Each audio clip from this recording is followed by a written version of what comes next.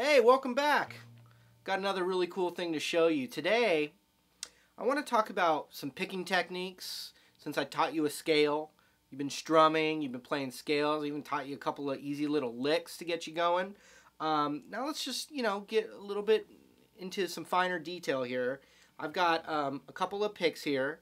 What I recommend is if you're still, if strumming is still an issue for you, or you're just feeling like you're still not where you want to be with your strumming, I recommend a pick like this, which is a light pick. It's got some flimsiness to it. And what I find is the beginner strummer, there's a little more forgiveness when you're working on to get your patterns, like you're down, up, down, up, down, up, down, up, down, up, all that stuff. That can be a little bit frustrating. So some people start with this heavy pick right away, and they have a lot of problems with it. So I think what you want to do is just get a nice flimsy pick, and then as you get more comfortable with it, you'll probably start to feel when you're ready to thicken up that pick a bit. So that's what I always recommend to my students, is to start with that light pick and then just keep working their way up until they get to the right amount of thickness that they like. So right here, this one's pretty, got some flimsiness to it. The ones that I graduated up to have really almost no bend at all. They're very firm. And for me, the firmness is good for when I'm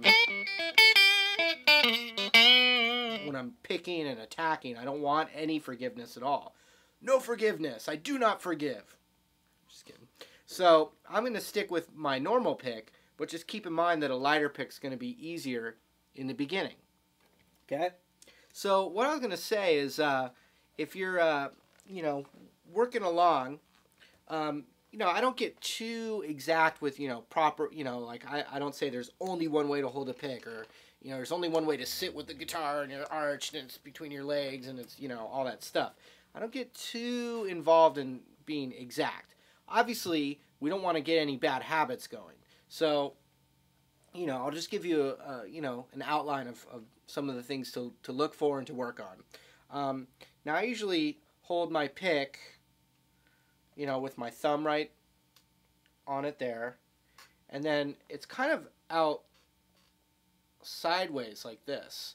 I'm not holding it straight up like this and strumming down like this. I've got it to where it's a little more coming out of the side of my thumb a little bit. Usually mine's a little bit at a diagonal angle, but the idea is if it's coming out kind of from the side of your thumb a little bit, then you're kind of like hammering with your fist right here, like, and then the pick's kind of strolling along the side, and you're able to, like that. Okay.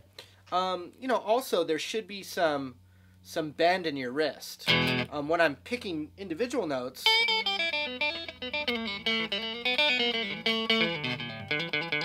it's all my wrist. So that's just something to kind of start looking at. Another thing is, if your left hand, or your chord fingerings, your chord shapes and all that, you're getting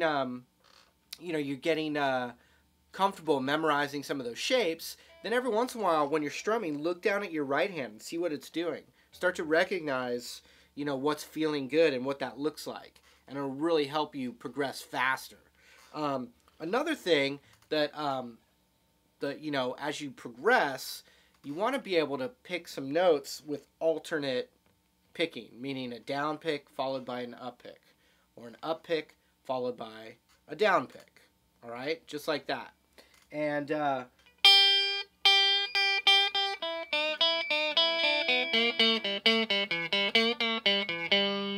the first little thing I want to show you to use just a little bit of alternate picking, just to practice, your techniques, would be to go like this. Put your ring finger on the 3rd fret of the B string right here, and we're going to pick that with a down pick.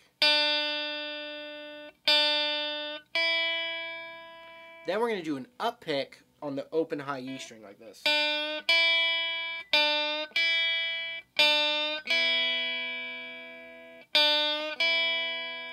Followed by a down pick on the 3rd fret of the high E string. So we got, so a down pick on the 3rd fret of the B, an up pick on the open high E, and then a down pick on the 3rd fret of that high E, followed by an up pick on the open high E. So I just alternated every pick I did.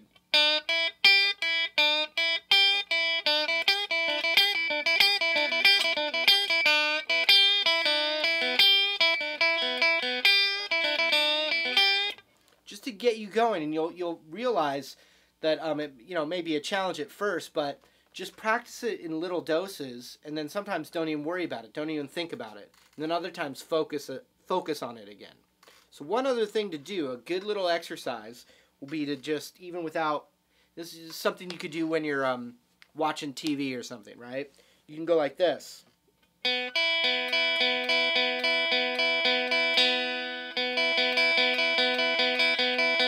So what I'm doing is I'm just playing the open B string with a down pick, and then the open high E string with an up pick, and I just alternate them.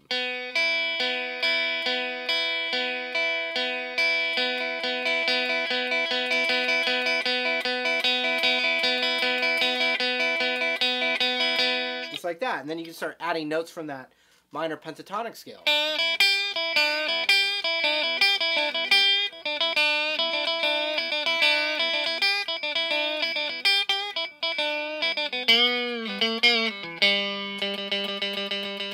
One last thing, you can just pick any open string and practice nice, consistent, small, steady down and up strokes.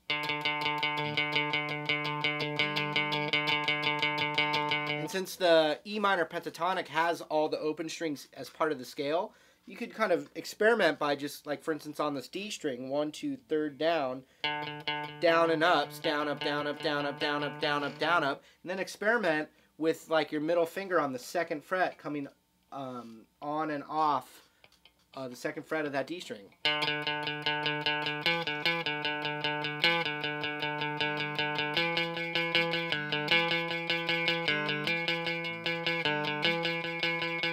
The next string over, why not?